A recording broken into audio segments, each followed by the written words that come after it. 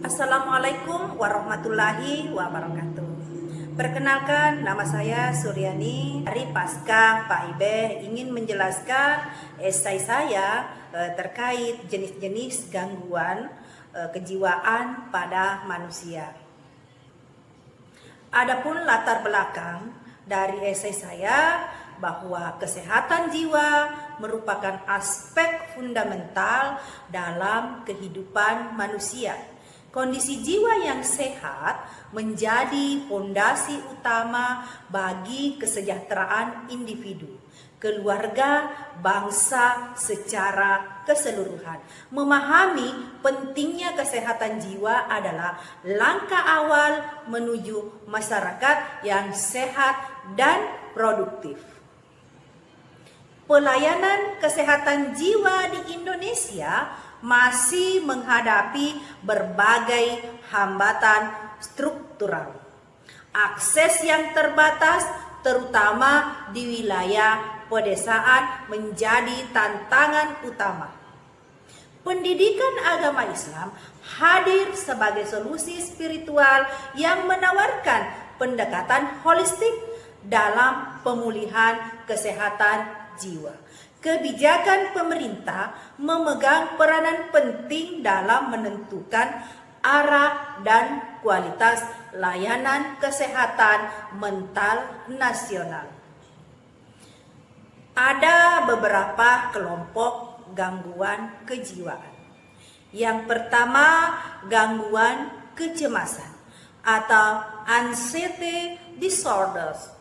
Gangguan kejiwaan ini adalah jenis distori mental paling umum, ditandai dengan rasa takut yang berlebihan, kekhawatiran persisten, dan respon fisik seperti jantung berdebar dan keringat dingin. Kemudian yang kedua, gangguan suasana hati atau mood affective. Pengaruh mendalam pada kondisi emosional, mencakup depresi mayor, gangguan bipolar, dan distima yang mengganggu fungsi sehari-hari penderita. Selanjutnya, yang ketiga, gangguan psikotik atau psychotic disorders. Nah, ini merupakan gangguan yang merusak hubungan pikiran dengan realitas. Contohnya skizofrenia dan waham persisten. Ditandai halusinasi, waham, dan perilaku tidak terorganisir. Dan yang keempat, gangguan kepribadian dan somatoform. Gangguan ini meliputi gangguan kepribadian dengan pola pikir maladaptif, antisosial, borderline, gangguan somatoform, dan disosiatif, memberikan keluhan fisik tanpa dasar medis dan pemisahan kesadaran. Yang manakah gangguan kecemasan itu? Nah, gangguan kecemasan merupakan jenis distorsi mental paling umum di masyarakat. Penyebabnya meliputi ketidakseimbangan kimia otak, trauma masa lalu, dan faktor genetik. Dalam perspektif Islam, penguatan jiwa melalui tumak nina ketenangan batin menjadi pendekatan spiritual yang relevan dalam pemulihan.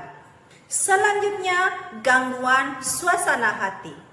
Gangguan suasana hati merupakan gangguan mood atau afektif berdampak mendalam pada kondisi emosional. Penyebab utama meliputi gangguan neurotransmitter dan tekanan ekonomi.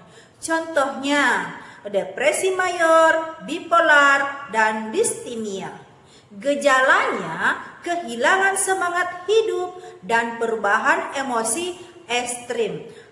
Dalam perspektif Islam, praktik muhasabah atau refleksi diri sebagai sarana pemulihan dalam batin. Selanjutnya, gangguan psikotik. Gangguan psikotik merusak hubungan pikiran dengan realita. Penyebabnya adalah kelainan genetik dan kerusakan struktur otak.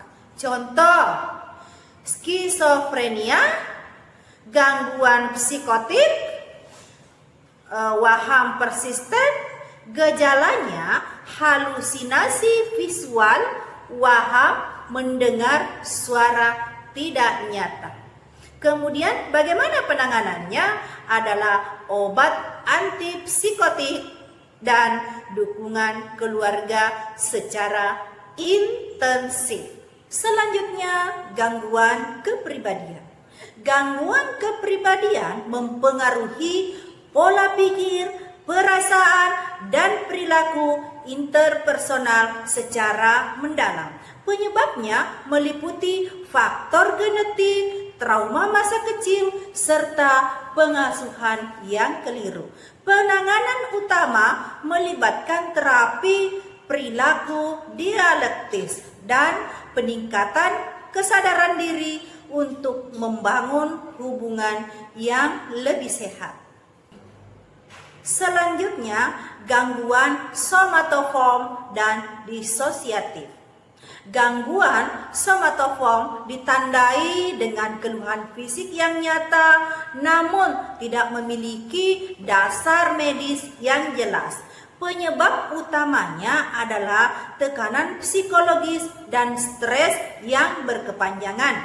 Contohnya, hipoksondriasis, keyakinan berlebihan bahwa seseorang menderita penyakit yang serius meski hasil pemeriksaan medisnya adalah normal. Gejalanya meliputi nyeri kronis, kelelahan, dan gangguan fungsi organ tanpa sebab organik.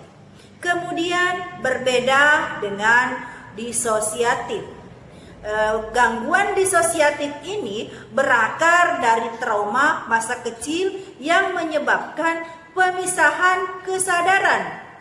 Contoh, amnesia disosiatif dan gangguan identitas disosiatif. Penanganannya psikoterapi integrasi ingatan untuk memulihkan kontinuitas kesadaran dan identitas diri. Adapun hasil temuan terbaru saya dari esai yang itu perkembangan ilmu psikiatri dan teknologi kesehatan membuka era baru dalam diagnosis dan terapi gangguan kejiwaan. Pendekatan berbasis data, kecerdasan buatan, dan integrasi spiritual memberikan harapan bagi pemulihan yang lebih holistik dan efektif bagi para penderita gangguan jiwa.